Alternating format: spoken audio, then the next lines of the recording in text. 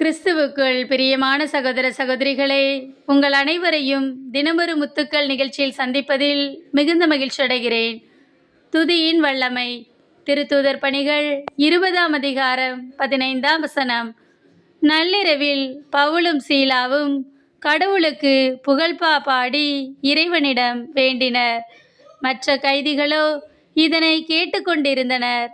பிரியமானவர்களே, பவுலும் சீலாவும் சிறையிலே துதித்ததன் விளைவாக சிறைச்சாலை அதிர்ந்து அவர்கள் கட்டுகள் உடைக்கப்பட்டது.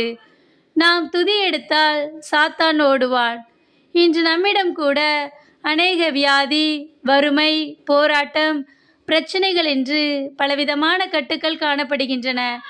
நாம் அவற்றை கண்டு முறுமுறுக்கக்கூடாது. துதித்து ஜெயமெடுக்க வேண்டும். துதியின் வார்த்தையாலே தாவீது கோலியாத்தை முறியடித்தான். பவுலுக்கும் சீலாவுக்கும் கட்டுகள் உடைப்பட்டது. எரிகோ மதிலுக்கு முன்பாக இஸ்ராயேல் மக்கள் துதித்ததால் எரிகோ மதில் உடைந்தது. இன்று நம்முடைய பிரச்சனைகள் எவ்வளவு பெரிய மதிலாக இருந்தாலும் சரி, இறைவன் இன்று அவற்றை உடைப்பார். நாம் விடாமல் துதிக்க வேண்டும். பிரச்சனைகள் அதிகரிக்க அதிகரிக்க நம் ஜெப நேரம் அதிகரிக்க வேண்டும். தூய ஆவியின் வல்லமையால் நாம் நிரம்பி ஜெபிக்க வேண்டும்.